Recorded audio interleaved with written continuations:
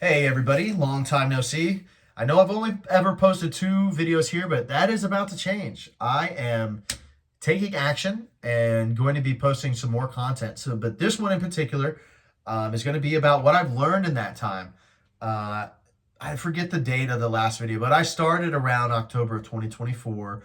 A lot has changed since then. A lot of pricing has changed since then. I've learned a ton since then. I had a TikTok going, one fact, one pack, would just read a random fact, open a pack. But it had been a lull and I hadn't really been engaged in content. But I've learned a ton. And so I think I've got a lot of valuable feedback for people who are just starting, maybe similar in a year, maybe they've been around for a while, haven't taken any action.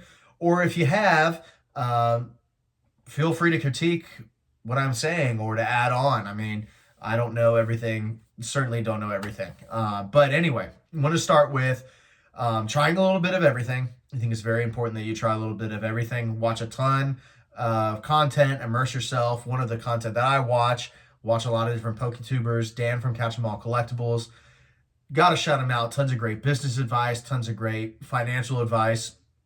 One of the things that he's been kind of thematic throughout his latest videos is taking action and trying a little bit of everything. So I wanted to share on that note what my experiences was and try to pass that along and help maybe structure a game plan for you if you are just now approaching things or if you're in a year and just haven't been taking that action. So first thing that I started with was, granted, prices were a lot different. So I was picking up like super electric breaker, like $35 a box, which is the Japanese Surging Sparks. Ruler of the Black Flame for like $50, $60, which is Obsidian Flames, the Japanese version of Obsidian Flames.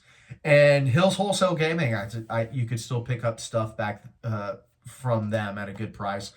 Silver Tempest booster bundles, 151 UPCs for $200 back in. This was October of 2024, November of 2024. Sword and Shield Charizard UPCs I was getting from eBay for like under $200 for them. I even picked up a case for like $890 that I recently auctioned on Golden. So have that experience. But anyway, before I get too sidetracked, is I picked up all that product and I was like, Whatnot is for me. All these people are making tons of money. Whatnot, rip and ship. Let's try it out. Well, one, I just didn't know enough.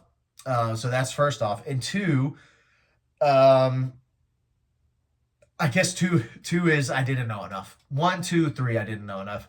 So the technology side, running OBS, my computer was a little slow with it. I should have experimented a little bit more. I had marketed on TikTok. I had got some people from Whatnot, the marketing credits and all of that. I spilled water everywhere on the floor. I spilled it over my foot because I'm shuffling. I tried to do a roulette wheel. I don't think I had it. It just wasn't set up well. And looking back on it in hindsight, I should have started with something a lot easier entry point, like $1 singles, some cheaper sealed stuff. That's how we should have started. I say we, just me. That's how I should have started. It would help if there was a we, if there was somebody else involved. Um, that would be another point of advice. If you've got somebody to walk alongside this journey with, it makes it a lot better because I didn't understand that word community was always shared, passed around. It was kind of like a buzzword. I feel it now, and I get what people mean by that now. And I only understand that one because I'm all over the YouTube space. I love engaging with all the YouTubers, and a lot of comment sections are just great places. Particularly, I'll shout them out: Nostalgianomics, Poke Plumber, Poke Oz are the guys I watch, and then Dan from Catch 'em All Collectibles. Um, but then engaging on some of their live streams, going to card shops, going to card shows, seeing somebody hit something big and sharing in that, seeing somebody hit it, win something big, or seeing somebody have a huge win with their business or anything like that, or even personal life stuff. You start to walk alongside some of these people and see it happening to them, and you want to shout them out. I know, like Pokey just had a kid, and it's like, not that I'm friends with him by any means or something, but you watch these people content so much, you see their journey, and it's like, oh man, that's super cool. I'm a father myself, and you know how much that means. Anyway, super long sidetrack, but yeah, so Whatnot live streaming, that's what I thought was going to be my thing. Started out, failed, but took action. That wasn't for me. I ripped a lot of stuff just to have some product, and ripped a lot of things just to be on stream, and do the TikTok one fact one pack. And then I kind of pivoted. I was catching a lot of this investing content, and it was like, investing's for me. Well, right off the bat, I'm going to tell you, just from experience, investing's not for you unless you have capital. You're not really going to invest. You can't really invest if you're just on credit, and you're over leveraged. And for me, I put zero capital into this. This is a hobby. This is, it is a side business for me, but um, if I'm gonna fail, I don't want to be taking too much of our personal money, especially. It puts a little fire under the seat when you're a little leveraged. You've got to make it. At least for me, I feel like I've got to make it work no matter how you put the puzzle together. So, um, yeah, part of that goes into, you're gonna have to sell things before the credit card bill hits, and so by nature of that, you're not going to be able to invest. Now we're in a boom, so maybe you are able to dodge the credit card bills. But for example, my credit card bill was due around December, January of this past year time. I think I took the credit card around November, December. You got 12 months, 0% APR. You've got some intro offers, which you can get you can spend the spend point and get a $500 $750 credit. But that's a worse product. That's great. Credit card stack safely, wisely. If you're not responsible, do not do it. But if you can, it's a great way to get an extra $500 $750 there, and you've got some months for things to grow. So that's kind of how I started. After that, I pivoted, buying a lot of booster box, a lot of Sword and Shield, um, everything of Sword and Shield. Really, I had. Luckily, I had hit the Pokemon Center when they still had Vivid Voltage up. So got that for MSRP. Got two of those. Some Lost Origins, some Evolving Skies still up there. Brilliant Stars, Astral, Pokemon Center, ETBs when that was still on Pokemon Center, and there were no limits, and you didn't have to wait in the queue. Um, anyway, and I had a sealed case, and I just really didn't know how to leverage that the best way, but you learn, and so that's part of it. But to the point of you're not really investing if you're on credit, because here it comes, everything's going up. So I'm just going to hold this stuff because everything's going up. It's never going to go down, because that had been my experience thus far.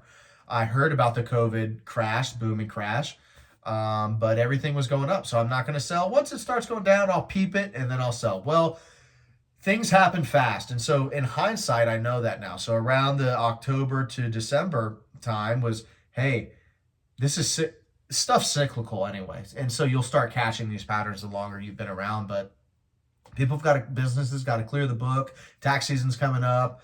People are, spending for the holidays, saving for the holidays. Maybe they're selling some stuff for the holidays. So that's part of it too. But when things started to go down, I was like, oh, I've got to, now I'm leveraged. I got to get rid of this stuff whether I want to or not, to pay this credit card bill off before it comes knocking. And I'm paying just buku's interest.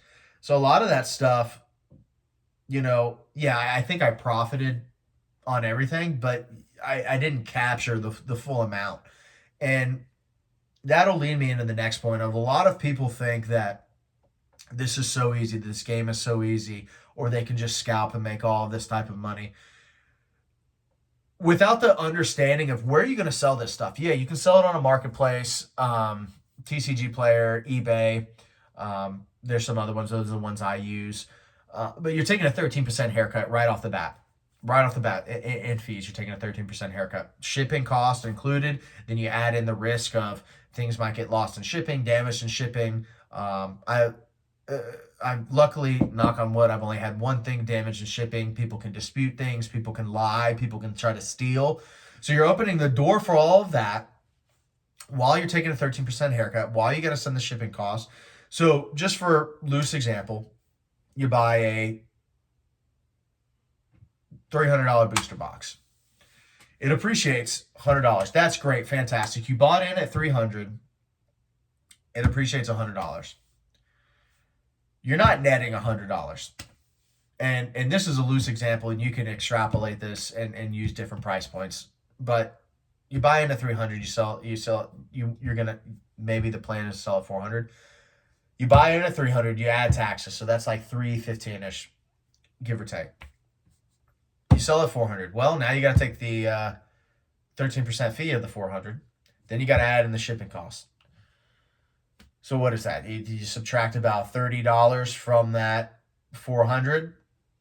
Is that even still conservative? So that's 370. And what we say, you got 315 at market. $55 you net, and it's probably not even that for something that appreciates $100. And for something to appreciate, that's a big gain, $100. I know in this market it doesn't seem like that because everything's just going up and up. But that's where, if you're going to invest, the capital is recommended, because you're not sweating. Like, hey, when can I sell? When can I sell? When am I going to sell? You can just wait for that thing to actually appreciate and to start doubling and seeing those huge percentage gains. Like, imagine having something like Evolving Skies and buying that at MSRP and just watching it. Just for a reference point, I got an Evolving Skies at 1,800. That's when I pulled the trigger on that box. I thought it was a no-brainer. I kicked myself because when I got in, everybody kicks themselves, so it's pointless. But needless to say, I was eyeing an Evolving Skies case on TCG Player. I bought the lowest listed case. It wasn't a legitimate seller, and had I just waited for that money to be refunded and actually buy the case, that's how you make big plays. And so that brings me to this point of, investing's not for you if you don't have capital, and it's just not safe to be over leveraged like that, no matter the market. Start snowballing, and that's where I'm at now, and that's where I would suggest a lot of people who may be in my shoes, or maybe they've just always collected. And if you want to have money for your own collection, you can do this too, or you can run your little side business this way, but you got to start snowballing. So, like, insightful plays, and that's going to come from just consuming content, being involved in the hobby.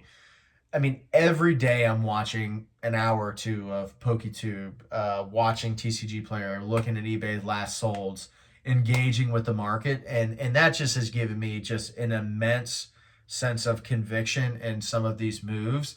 Whereas, like, even though I knew 151 was a no-brainer, I should have went in harder. I bought loose packs.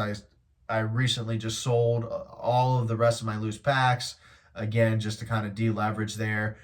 151 UPC, I was like, I already doubled my money and then some when it hit close to 600s when I sold it. I mean, the next no-brainer play for me, Prismatic. That is a case of booster bundle displays. I want to deleverage until I'm just holding the Evolving Skies booster box and the booster bundle case. Now that's where I want to be playing with house money. I want all my house money to be in that, and then I'll make some other plays with whatever's left over after that. And I'm almost there, where those two things will be just purely house money. Some other things are tied up right now. But in talks of snowballing and in intentional plays, when you consume the market, when you have a little better of understanding things, like print runs, print cycles, you can anticipate things and watch trends and look at historical trends. Paldean Fates booster bundle display. It's going out in print in April. Was able to pick that up below market a couple months ago. Knew I was going to hold that. Not a quick flip, not investing. Just hold it long enough for it to accrue, however much gain it's going to have until it's out of print. Make a couple $100, rinse, wash, repeat. At this stage of the game, that's kind of where I have to be at. And then you can make graded plays. You can sell singles when you get those. Just look for opportunity where you're snatching things a little below market and capitalize. And that's kind of where I'm at. So doing a lot of graded plays too on the side.